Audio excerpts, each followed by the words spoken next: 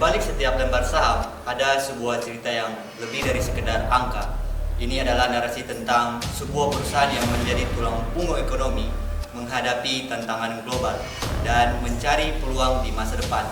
Kali ini, cerita itu datang dari industri yang sering kali kita dengar, tapi sering kali kita tidak pahami, yaitu industri kelapa sawit.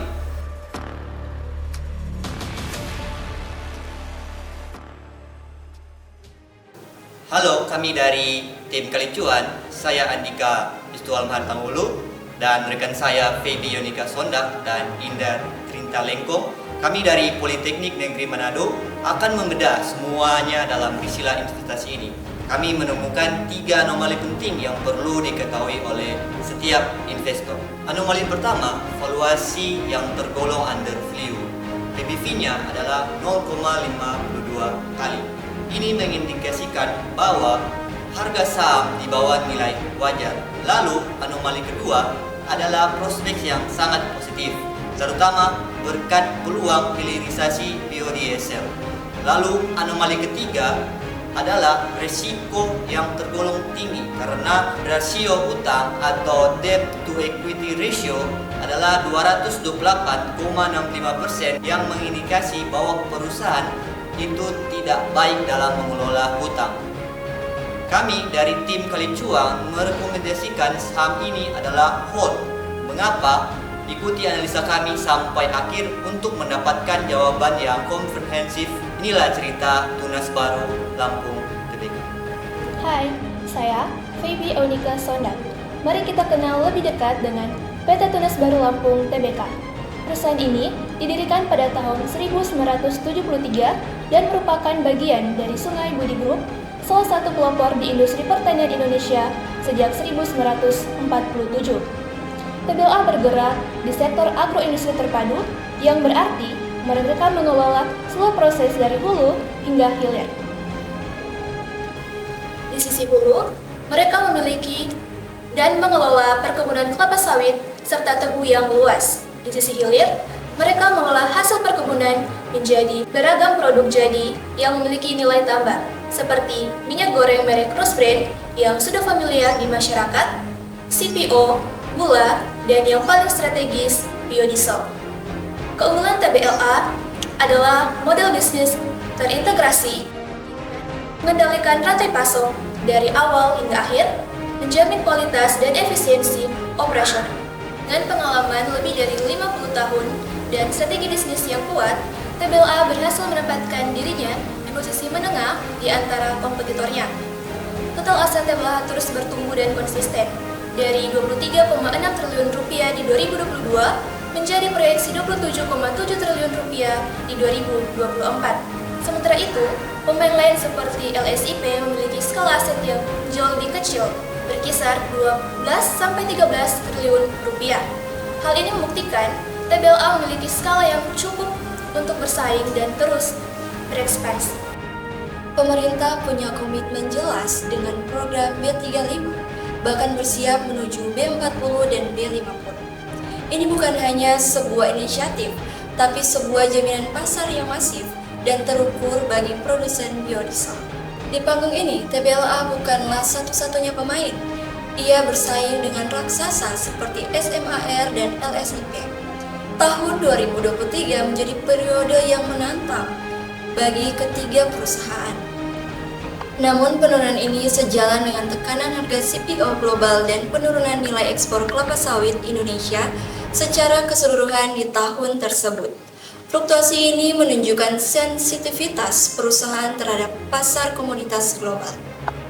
Kini kita bicara bahasa investor, yaitu angka. Mari kita bedah laba bersihnya. Meskipun laba bersih TBLA seperti kompetitor-kompetitor lain terkoreksi akibat tekanan harga CPO global, proyeksi di 2024 menunjukkan adanya pemulihan yang menjanjikan. Di sisi lain, profitabilitas TBLA menunjukkan performa yang stabil. Return on asetnya naik dari 2,36% menjadi 2,52% dan return on equity-nya naik dari 7,46% ke 8,30% di tahun 2024. Angka ini membuktikan bahwa perusahaan cukup efisien dalam mengelola aset dan modalnya untuk menghasilkan keuntungan meskipun di tengah kondisi pasar yang sulit. Namun, inilah ganjalan terbesarnya, yaitu rasio solvabilitas.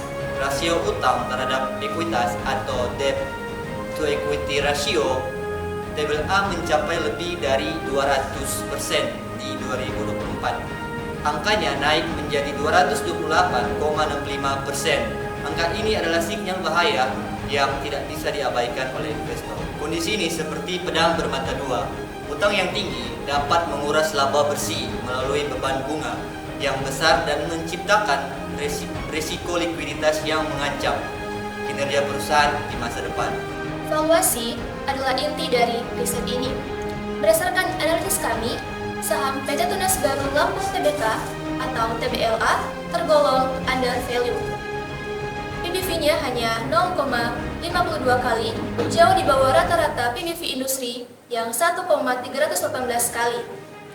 Ini mengindikasikan bahwa harga pasar saat ini yaitu Rp775, jauh lebih murah dari nilai wajarnya. Nilai wajar yang kami hitung berdasarkan metode valuasi fundamental berada di sekitar Rp1.945 per saham. Harga beli ideal dengan margin of safety adalah di bawah Rp1.360, sementara harga jual yang disarankan berkisar Rp1.900 hingga Rp2.000. Namun, prospek dan valuasi saja tidak cukup. Karena risiko utang yang sangat tinggi, kami tidak berani memberikan rekomendasi buy. Rekomendasi kami adalah hold atau tahan bagi investor yang sudah memiliki saham TBLA.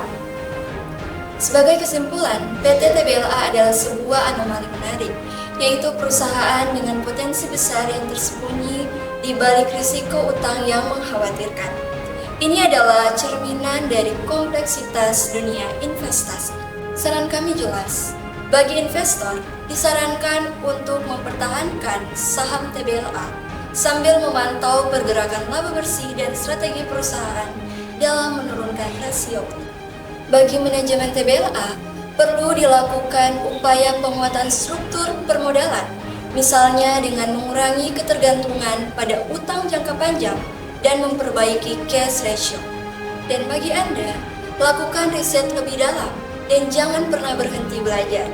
Karena di dunia investasi, informasi adalah aset yang paling berharga.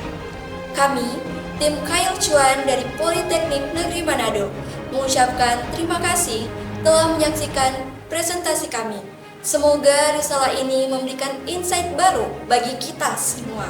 Selamat berinvestasi.